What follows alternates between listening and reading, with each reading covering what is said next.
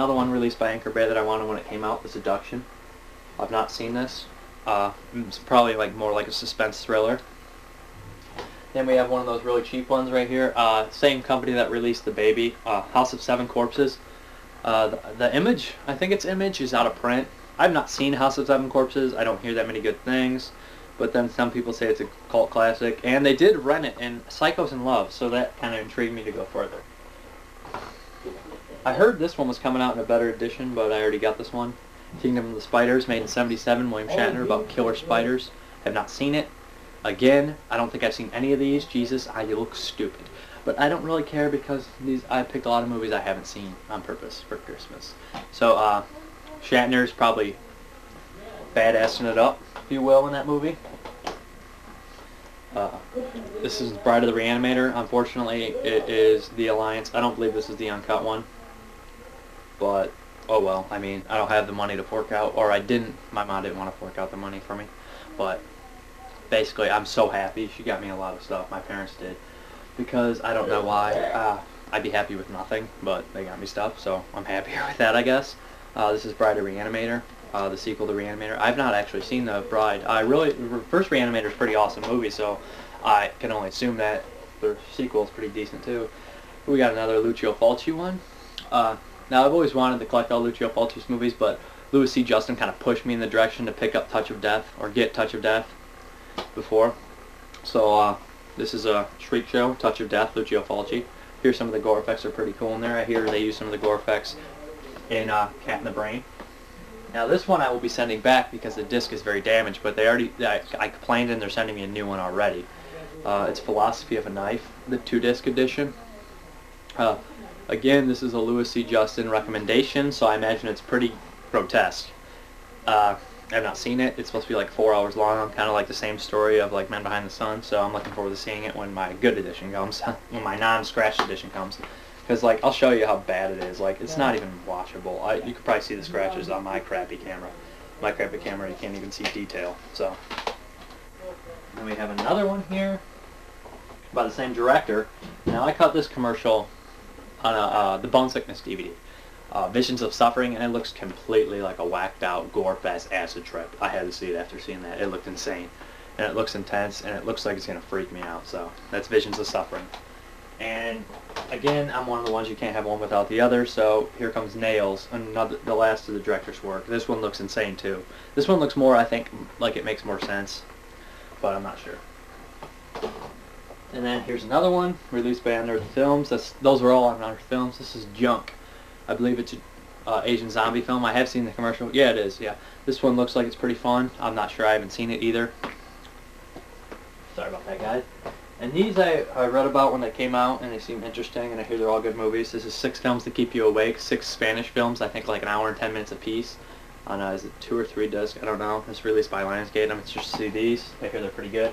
And of course, I got one of my favorite childhood movies, and it's still a great movie, Who Framed Roger Rabbit. I love Bo Hoskins, and I love the idea of this movie. It's pretty awesome, mixing cartoons with people. You get all these classic cartoon characters. It's just a great kids movie. It's a great movie, period. And I love Bob Hoskins in it, and Christopher Lloyd. It's just an amazing, awesome movie, especially for children. I mean, if you have kids, show them this. I know there's some adult jokes, but come on.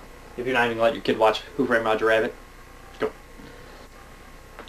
Then we have this one. I heard it's pretty disturbing, pretty good movie. After Dark Films released it. Danger After Dark. The Living and the Dead. I've seen the commercial for it. It looks pretty intense. I believe it's basically about this guy, the family, the dad has to leave and leaves his like his crazy son, or his like emotionally crippled son with his like dying mother or something, and it just looks like it's going to be very, very grim. And here's another one. I'm getting tired. This is basically, it has Uday Kirar in it. It's basically like a witch hunt movie. It's Mark of the Devil. Looked pretty interesting. Blue Underground. I wanted this one back when Night Train, Murders, and Killer Nun came out. Now I finally got all of them. And then here's another one. Light into Darkness. This is almost like a blind get, I guess. Blind ask. I mean, Jeffrey Lewis is in it. That's kind of pushed me over the limit. I really like Jeffrey Lewis in some movies. Yes, I liked him in, was it Double Impact and Devil's Rejects? I shook Johnny Cash's hand. He was good in that, and I know he's in some Clint Eastwood movies and everything. But Light in the Darkness, I have not watched this one either. And finally, this is Richard Stanley movie, the limited collector's edition, Dust Devil. I mean, I really liked Hardware, so I got Dust Devil. This is pretty cool. Be happy to watch this one. I hear it's a bit slow, but knowing the Stanley movie I did see, I bet there's a good payoff in it, because he seems to do that. There we go. Home stretch here. Don't Go in the Woods. This is a fun slasher from the 80s. I have seen. I had the VHS, and this is a release by Code Red. It's just one of those ones I needed. Be happy to see this one again. It's been a while. This is 25th anniversary. I bet there's loaded with extras like they always do, because Code Red is awesome. And then here's another one. I haven't seen this one. This another Blind Buy, The Beast in the Cellar. I'm not really familiar with what it is. I believe it's kind of older. I'm not sure really what it is. I imagine it's some sort of Beast in the Cellar. It just caught my attention. This one, I believe this is a Brian Kwanzaa flick, and I remember he did Return of the Living Dead Part 3, and that was a pretty good movie. So this is the Prodigy. Prodigy. I want to say Prodigy. I'm terrible pronunciation. Progeny. I'm retarded, okay? But probably because I'm very, very rushing through this. I have not seen this one. I believe it's out of print. I got it for a good deal. Well, my mom got it for a good deal. So, I hear it's pretty good. Basically, I believe it's one of those movies probably in the vein of Unborn or something. There's another one. I tried to get this one before. It's a horror anthology. I tried to get Campfire Tales, but I got Campfire Stories. And Campfire Stories looks pretty crappy. My friend really liked this, and I needed it to see, so I got it. It was Ron Livingston in it, and Amy Smart. I think I might have seen this when I was a kid on HBO or something. That looks like the type I would have. I don't think I have. Here we go, Cradle Fear. Now, somebody made like a head exploding compilation, and there was a head explosion from this movie in it, and it looked so real I just had to pick it up. I just wanted to check out the movie, and I read about it, and it sounds pretty intense, so this is Cradle Fear, released by Image. Ooh, we got a big crap fest coming up here. This is the most unintentionally funny flick I've seen. It's called Star Crystal. It's got to be one of the funniest movies. Me and my friend were watching this, and we got through about an hour of it, and it was the most boring thing ever. And we were like, come on, turn it off, turn it off. And then when the alien, you actually see him, he's so cheap, and he's like talking, and we just lost it, because it might have been the right amount of being bored, the right amount of like that late, the right amount of just like sitting there forever. And it was worth the payoff. I mean, like, there's ships on cookie sheets and stuff. This is just fun sci-fi stuff. It's an Alien ripoff, but it's like E.T. meets Alien meets boring. It's so funny though. And here's another one. This is a definition of guilty pleasure here: Sorority Babes and the Slime Bowl Orama. I've seen this movie once, and basically the first half of it's just like great. I'm like, this is classic 80s, and then the second half's kind of a little boring, but it's still a decent one to watch. I mean, Leanna Quigley's in it. She's gorgeous and hot and everything, and it has Stooge from Night of the Demons in it. I love Stooge in Night of the Demons. In this movie he plays like a nerd though, and after basically his demise, I mean, I kind of lost a lot of interest, but I still enjoyed the movie.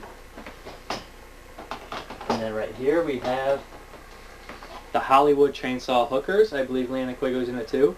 This one looks a lot of fun. Retro media.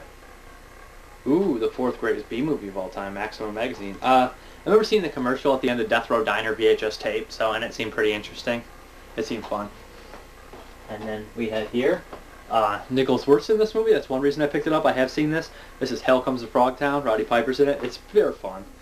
I mean, Nicholas Wirtz's character is named Bull in it. He's just hilarious. He's this giant bullfrog villain. This movie's pretty cheesy, but basically it's the idea of a whole frog town in the future, I believe. It's cool. Anchor Bay edition, though. That's why. It took me forever to get it, because I didn't want to get the other edition. And then last, but certainly not least, we have the double disc of Pieces. Now this is great, cheesy, gore fun. I mean, the director did Slugs, I believe. I'm pretty sure he did Slugs, but this movie is super fun, and I don't think I've ever seen an uncut version of it. I had that crappy Diamond edition. So to get this edition finally released by Grindhouse Releasing makes me very happy, and I can't wait. This might be the first one I watch with a bunch, even though I've already seen it, because I know I won't be disappointed. And the digitally remastered stuff will just automatically put it over the top. It also has, that big guy in it from Crime Wave, the Sam Raimi film with Brian James. There he is right there. That's my Christmas update. I believe there's 51 movies in there, including the 5 box set. Thanks a lot. I will have one at the end of December for you with probably some other good stuff. Thanks for watching. Bye.